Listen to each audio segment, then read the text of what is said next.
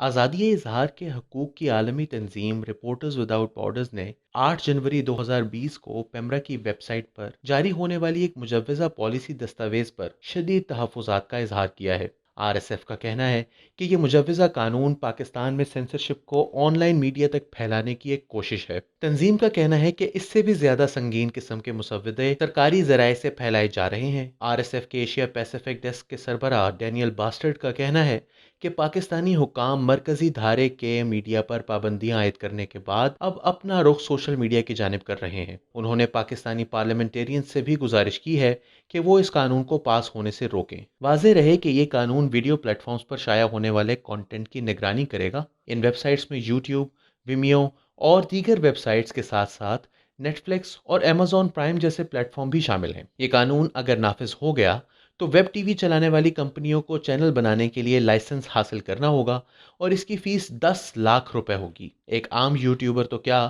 اچھے خاصے media channel بھی ایک یوٹیوب چینل کے لیے اتنی خطیر رقم نہیں خرچ کر سکتے۔ مزید یہ کہ اس قانون کے آرٹیکل 5.4 کے تحت کوئی یوٹیوب چینل کسی پالیسی کے خلاف عمل کرتا پایا گیا تو اسے بند کرنے کا اختیار بھی پیمرا کے پاس ہوگا۔ پاکستان میں میڈیا کی آزادی کے حوالے سے کام کرنے والی تنظیموں بشمول media matters for democracy, Pakistan press foundation, global neighbourhood for media innovation, centre for peace and development initiative اور نیا دور میڈیا اور دیگر نے بھی اس مجوزہ پالیسی کی شدید مخالفت کی ہے اور خاص طور پر یہ نقطہ اٹھایا ہے کہ ڈیجیٹل میڈیا انڈسٹری کو ریگولیٹ کرنا پیمرا کے دائرہ اختیار سے باہر ہے اور اس سلسلے میں کوئی بھی پالیسی عوام کے منتخب نمائندگان کی طرف سے آنی چاہیے۔ ایک مشترکہ بیان میں ان تنظیموں کا کہنا ہے کہ حکومت کو ایسے اقدامات سے گریز کرنا چاہیے جن پر بنیادی سطح کی قانونی مشاورت بھی نہ کی گئی ہو اور وہ آنے والے وقتوں کے لیے ملک کی ڈیجیٹل میڈیا انڈسٹری کی سمت کا تعین کرنے والا ہو۔ بیان میں اٹھائے گئے 5 اہم ترین نکات کچھ یوں ہیں۔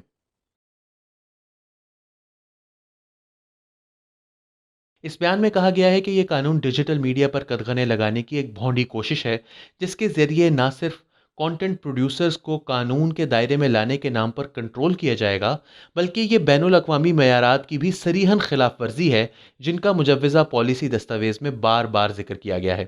اس کے ساتھ ساتھ یہ پالیسی دستاویز اس حقیقت کو بھی تسلیم کرنے سے عاری نظر آتی ہے کہ انٹرنیٹ ایک بین الاقوامی میڈیم ہے اور اس پر ایسے قوانین کا اطلاق کیے جانے کی کوشش ہو رہی ہے جو زمینی حقائق کے بالکل برعکس ہیں۔ لہٰذا یہ دستاویز سوشل میڈیا پر سیاسی اظہار رائے کو پابند کرنے کی ایک کوشش کے سوا کچھ نہیں۔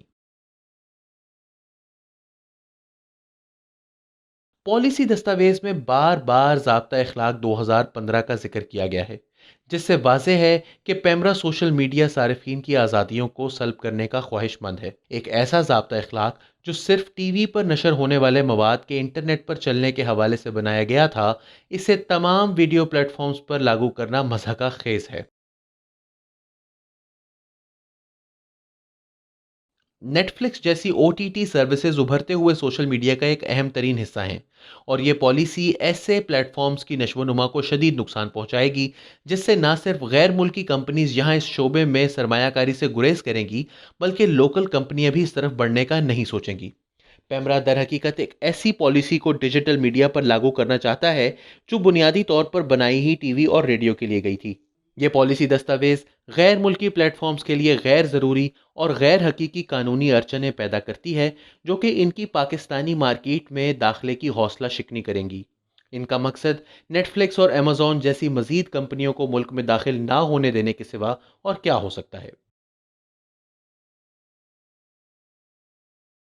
اس وقت پاکستان میں یوٹیوب چینل بنانے کے لیے کوئی لائسنس درکار نہیں، جبکہ یوٹیوب اور دیگر سوشل میڈیا یا ویڈیو پلیٹ فارمز پر بھی نیا چینل بنانے کے عوض کوئی رقم وصول نہیں کرتے۔ حکومت کی جانب سے تجویز کردہ پالیسی کے تحت لائسنس کی قیمت 10 لاکھ روپے مقرر کر دی جائے گی۔ نہ صرف یہ خطیر رقم جمع کرانا عام آدمی کے لیے ممکن نہیں، کم بجٹ والے چینلز بھی یہ رقم افورڈ نہیں کر سکتے۔ ایسی صورت میں بڑے بڑے چینلز ہی ہوں گے جو یہ لائسنس خرید سکیں گے اور ان کی ملکی ڈیجیٹل میڈیا پر مکمل اجارہ داری قائم ہو جائے گی۔ واضح رہے کہ یہ چینلز پہلے ہی چند مخصوص قوتوں کے اشارے پر کام کرتے ہیں اور اب سوشل میڈیا ہی پر کچھ ایسے پلیٹ فارمز باقی رہ گئے ہیں جو اس قسم کے پریشر سے نسبتاً آزاد ہیں۔